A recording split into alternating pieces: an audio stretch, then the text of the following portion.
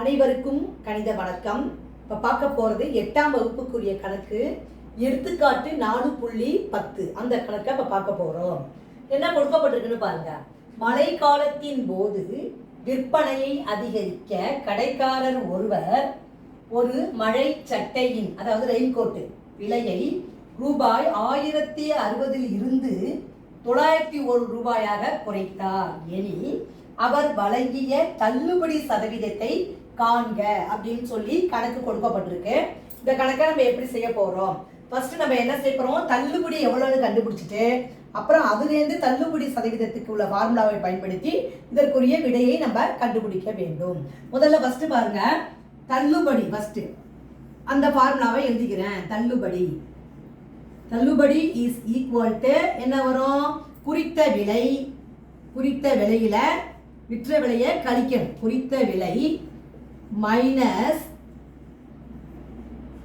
விற்ற விலை.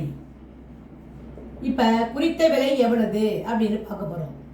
குறித்த விலை எவ்வளவு? ரூபாய் 1060. அதுல விற்ற விலை எத்தனை ரூபாய்க்கு குறைச்சி வித்திருக்காரு? 901 ரூபான்னு விற்கிறாரு. 901 ரூபாய். இப்ப இது ரெண்டையும் கழிச்சோம்னா வரக்கூடிய விடை என்ன வருது பாருங்க. 10ல் 1 போனா 9, இங்க 5 இருக்கும் 1. ரூபாய் 159 தள்ளுபடி கிடைச்சிருக்கு. இப்ப நமக்கு கேட்கப்பட்ட கேள்வி என்னது? தள்ளுபடி சதவீதம். அப்ப தள்ளுபடி சதவீதம் இஸ் ஈக்குவல்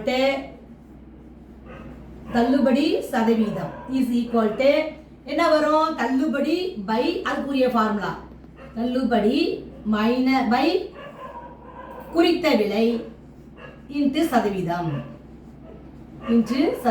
குறித்த விலை. இப்ப இஸ் ஈக்குவல் டு இப்ப தள்ளுபடி எவ்வளவு கண்டுபிடிச்சிருக்கோம்? 159 ரூபாய் டிவைடட் பை குறித்த விலை எவ்வளவு? 1060 இன்ட்டு சதவீதம்னா 100ஆல பெருக்கிறோம். இப்ப பாருங்க, இந்த சைபருக்கு இந்த சைபரை அடிச்சுட்டேன். இப்ப 106 இருக்கா, 2ஆல் அடிக்கிறேன். 2 10 2 6 2 10. இப்ப பாருங்க, இப்ப இந்த 53 159 53வது வாய்ப்பாலே அடிக்கலாம். படிச்சோம்னா 53 3ஆல பெருக்குனீங்கன்னா 159 கிடைக்கும். அப்ப ஓர் 53 எவ்வளவு வந்துடும்? 3 53 159. மிச்சம் இருக்கிறது 3 பெருக்கல் 5 ஈக்குவல் டு 3 5 பெருக்குனா 15% கிடைக்குது. தேர்ஃபோர் தள்ளுபடி சதவீதம் கேட்கப்பட்ட கேள்வி என்னது? தள்ளுபடி சதவீதம் எவ்வளவுன்னு கண்டுபிடிக்க சொல்லியிருக்காங்க. தள்ளுபடி சதவீதம் இஸ் ஈக்குவல் டு 15%. கொடுக்கப்பட்ட கணக்கை தள்ளுபடி ஃபார்முலாவை பயன்படுத்தி ஃபர்ஸ்ட் தள்ளுபடி கண்டுபிடிச்சுக்கிறோம். அப்புறம் தள்ளுபடி சதவீதம் ஃபார்முலாவை பயன்படுத்தி கேட்கப்பட்ட கேள்விக்கு உரிய விடையை கண்டுபிடிச்சிருக்கிறோம். புரிஞ்சுங்களா?